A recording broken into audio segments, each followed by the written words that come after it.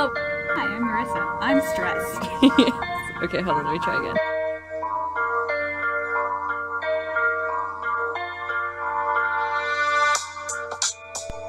Studies show that most teens need 8.5 to 9.25 hours of sleep, but they are really only earning about 7 hours of sleep a night, which is not healthy at all for them. There is enough proof to show that most students are overworked and tired, but when they fall asleep in class, a teacher aggressively dismisses them as lazy and that they aren't trying hard enough to pay attention. But is this right? Students have a lot more than school on their shoulders. They're also expected to do chores by their parents and also get a job and make money to fund their future and learn how to be an adult, besides for what school teaches you already. We usually don't have time to make real meals, and we have to study and do all this stuff after school. We don't even have time for ourselves. We're very tired and stressed out, and we feel trapped in a cycle. Come with me throughout my day, and let's talk to some people about it and see how they feel.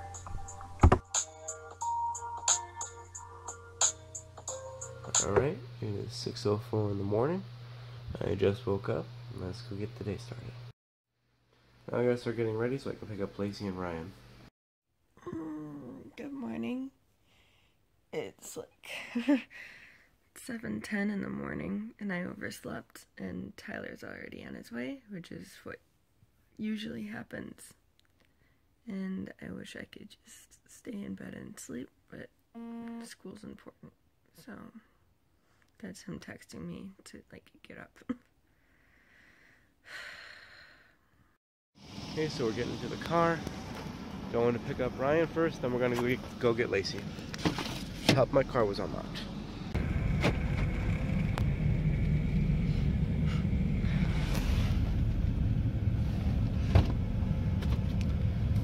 Hola. Hi. I'm late. I'm running late. And they're here. Okay. I just gotta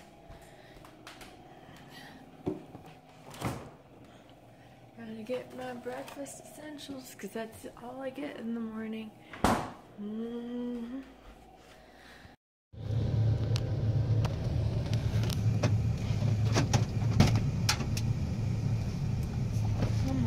Morning. Sorry, I'm late. It's fine. Hello. We're going to school. There's a Ryan. How do you guys feel about school? I like it, but it's tiring. You're on honor roll, right? I think so, yeah. So, like, how much work do you do a day after school?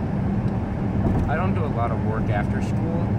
I mainly just finish all my work during my classes. Alright. So, you know. What's the most immotivating thing about school? Having to wake up early. Having to wake up early? That's the thing that makes me want to not go to school. I feel you. Alright, thank you. Show us what's in your backpack. Alright. So, You're a senior, right? yeah. Okay, so what I got is headphones. Those are necessary. Wow. Then I got a couple folders, some Wait. notebooks. So you carry this around All day. all every day with you, every day. Yep, there are some books in these ones too. That's crazy, man. It's okay. My spine is okay. So how much do you work? Well, I usually work every day after school, except for Mondays and Fridays. Then during the weekends, I work 9 to 10 hour shifts every day, each day. How many breaks do you get? I get only one 15-minute break on those double shift days. 15? 15, yeah. Wow, that's crazy. Yeah, it's a little crazy. But So you work 10 hours and only get a 15-minute break? yeah, that's the case a lot of the time. I'll have to sit in here for the next, like, 7-ish hours of our day. Defines a lazy student. What defines a lazy student? Unmotivated, no initiative, just someone that doesn't care, I think, about their future. They're not giving 100% at school, ditching school. They're just not trying. Thank you. You're welcome. What would you say defines a lazy student? A lazy student is a student that's not engaged either with peers or with the teacher, and also doesn't ask questions when they're struggling. Thank you. A lazy student to me is someone who is unwilling to try. All we ask usually as teachers is to just like open your mind, experience something, make an effort, and I feel like lazy students are kind of closed-minded in the fact that they're like afraid of what they might be good at, or they ride on the coattails of other people that are working really hard because they can get away with it.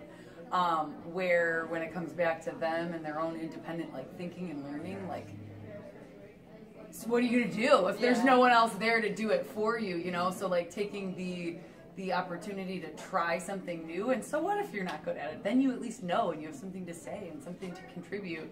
And I feel like there's a lot of people who just like plug in their headphones and they're like, you know, entertain me, or you do it, Lacey, or you know what I mean? So to me, a lazy student is someone who is unwilling to just try. Yeah. What would you say defines a lazy student? I believe there's no such thing as lazy student, only unmotivated, unchallenged student. As an educator, it is our responsibility to both motivate and challenge today's youth. Thank you. Say defines a lazy student. I think lazy student is like somebody who doesn't understand the opportunities that they have. They're just totally indifferent about it. So like if you live in America, you literally have all of your needs met. We asked what teachers thought of what makes a lazy student, but what does a student feel makes them lazy? It's about a month of work. It should be more though. It's every Tuesday and Thursday until at least 6, and then for the last 2 weeks we have this thing called Tech Week, aka Hell Week, where we stay after school every single day till 9. So that's fun. The play. The play. We stay after school every single day till 9, especially the tech people. We had to paint the stage in a day. That was incredibly fun, and there's no room for homework. Sometimes people do stuff between acts, but it never works. It's just too annoying to have to like get up and then go back down, and then yeah. So I did not get much of my art done, but I managed to get it done somehow. But that was just my art. Instead of staying up until 9, you stayed up till like 11 or 12. Yeah. So, and I didn't get any of my anatomy or math homework done during those 2 weeks, so like my grades went down because of that. Oops. Because I'm focusing on art. That's my career. So. You're like giving yourself your own answer. Right. Would you consider yourself tired? No. I just took a nap. Yeah. Does being tired or like bored at school put you behind? I get sleep deprived, and I get very pale when I get sleep deprived, and I've been sleep deprived before, so it's scarier because I faint, and that's not good. Oh yeah, that's not good. Yeah, sometimes there was one point in time where I fainted a lot in English, but it wasn't like bad fainting. It was just like my head onto the desk, like I was prepared for it. I knew I was sleep deprived. So entertaining. Thank you. You're my pleasure. So after school, I do academic team practice on Tuesdays and Thursdays, and then we have meets on Wednesdays, which will usually keep us out till like 7 or 8, which isn't super late compared to Dasha's Tech Week, but yeah, and every other Tuesday, so sometimes it overlaps with A team. I'd have GSA, which I'm the president of, so I'm in charge of a lot of publicity stuff and just like planning in general. So I do that a lot even when like it's not club time every Tuesday. I also have a job which is about half an hour away, and I do that like 3 or 4 times a week. A lot of times immediately after school until 9 o'clock, and I'll get home at like 9:30, 10. How often do you get real meals? How often? Well, I don't eat breakfast most of the time, but that's sort of just my fault because I want to sleep later. I don't get lunch a lot. I'll usually have like a snack at lunch and then go home and just if I have time, eat everything and then go to sleep. And then, I don't know. I think I'm pretty tired, but that's just by nature. I don't like waking up at 6 o'clock every day. Yeah, same. Does being tired or bored at school put you behind in school? I don't think I'm bored at school ever, but I do a lot of the times find myself like sitting down like, okay, ready to do my homework, or we could nap. Yeah. All right, thank you. So, yeah. This is the most vile slop I've ever had in my entire life. I think I would rather eat the earthworms outside, because at least then I can give them names. Thanks. Alright, well, I made my bed and kind of cleaned up my room. Still scrubbing the floor. But I'm gonna go to work now. Got a long drive ahead of me. Alright, so I'm stopped at a stoplight. You guys are with me while I'm driving to work, and I just wanted to discuss some of the main issues and topics of this documentary. I really wanted to touch on the amount of underestimated work a student goes through, especially if they're of high school age. That's mostly what I'm referring to throughout this. I wanted to talk about how much work is put on us and the expectations of us to be better than the generations before us. You know, for some of us, we're the very first generation to be actually going to college, or we're the very first generation to, you know, we're expected to be the best in our families for the most part. We're the first ones that really have the money or the, you know, the chance to go to college, the chance to make something better with ourselves, to the fact where our parents or our families or our guardians or our teachers even treat us as if we are Barbie dolls, that, you know, they didn't get the certain life that they wanted, so now they're putting that life on us. And frankly, I feel like they don't understand the amount of effort it takes to get there. You know, I'm on my way to work. I work in Vernon Hills, which is about 45 minutes away from the school, 45 minutes away from my house, give or take, because traffic. But you know, I clock in at 5:45 and I have to leave at 5 o'clock in order to get there on time, and I'm tired.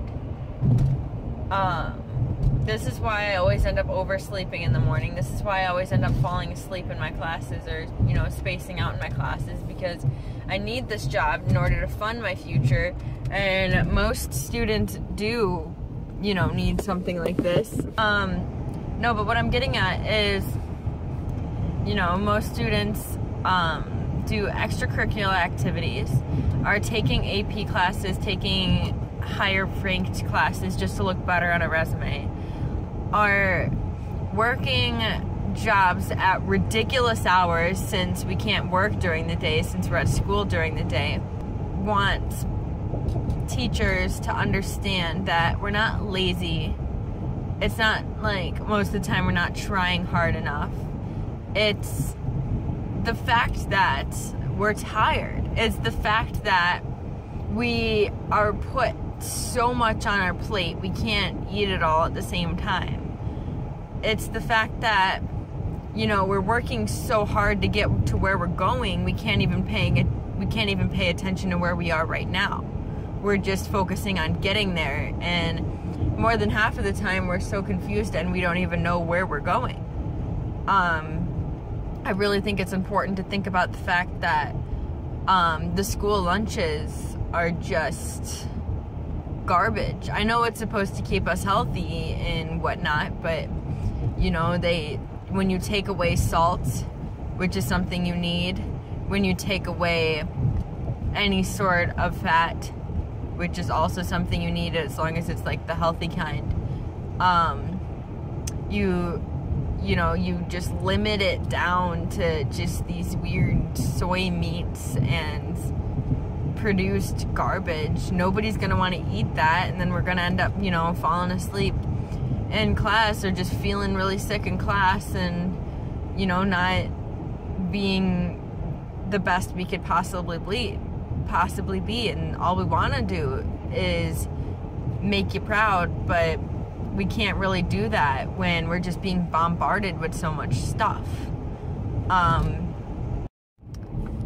I want to make note that this isn't complaining about anything. This is just pointing out the fact that it's an overwhelming amount of things that are on a teenager's mind at any given time, and we're paranoid of getting in trouble, we're paranoid of failing, we're paranoid of this, paranoid of that.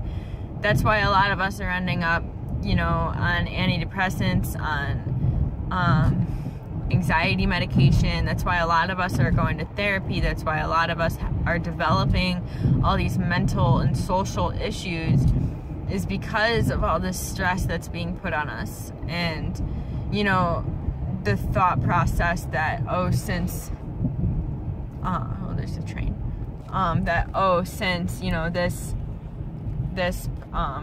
person can do this, you can do this, or so since I didn't get a chance to do this, then you have to do this. You know, there's an overwhelming amount of pressure on us to really excel, and sometimes that just makes us tired, and sometimes, you know, we feel drained.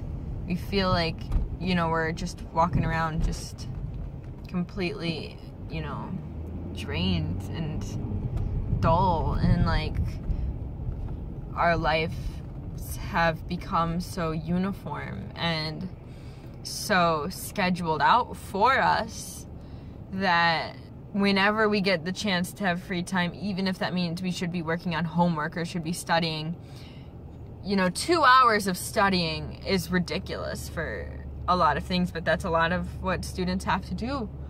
And respect. But, you know, enough is enough at some point. You know, like when we get free time, when we get spare time, we want to lay down, we want to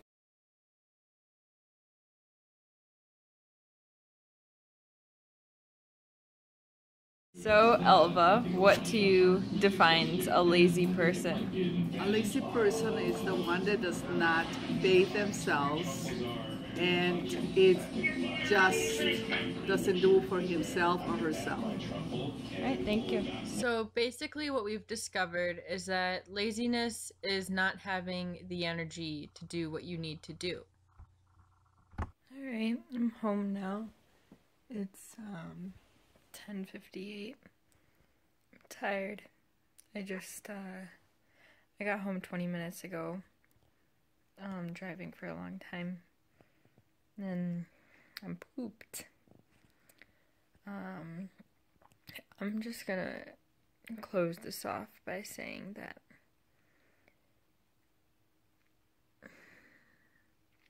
I really hope that this helps, you know, baby boomers or whatever understand that, you know, we go through a lot more than you would think. Good night.